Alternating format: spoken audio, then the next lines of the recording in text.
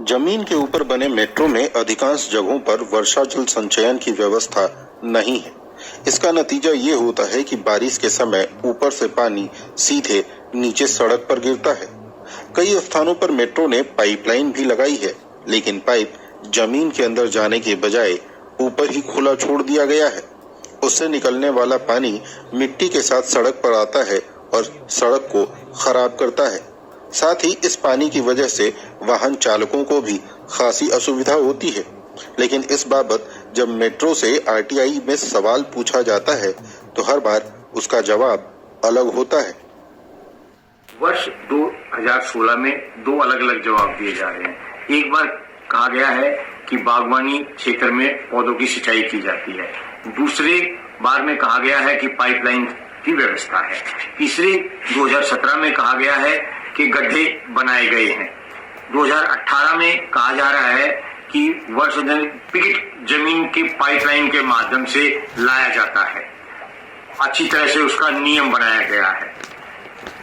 जल संचय रखरखाव क्षेत्र संभव नहीं है, ये कह रहा है 2019 में। 2019 में ही कह रहा है कि ये पॉलिसी मैटर है।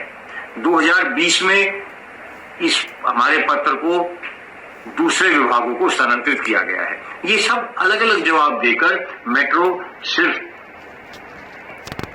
अपनी खानापूर्ति कर रहा है। दिल्ली में भूमिगत जल के गिरते स्तर को सुधारने के लिए एनजीटी और अदालत ने ये आदेश दिया था कि 500 गज से ज्यादा की भूमि पर बने इमारतों में वर्षा जल संचयन की व्यवस्था अनिवार्य होगी, ताकि ये पानी बर्बाद होने और जल जमाव होकर लोगों के लिए परेशानियां खड़ी करने के बजाय भूजल को रिचार्ज करे और दिल्ली को होने वाली पानी की किल्लत से बचाए। लेकिन मेट्रो में अधिकांश जगहों पर इसका पालन नहीं हो रहा है। दिल्ली उच्च न्यायालय, पीडब्ल्यूडी और दूसरे संबंधित विभागों का ये नियम है कि 500 गज से अधिक के भवन का कोई भी पानी हम जमीन पर नहीं छोड़ सकते।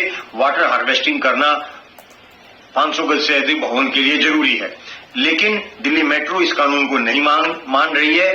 ये कानून इसलिए बनाया गया था कि जिससे कि जो पानी का जल स्तर है वो ऊपर आए, और मेट्रो के द्वारा इसका उल्लंघन किया जा रहा है। विकास कुमार, ईटीवी भारत, दिल्ली।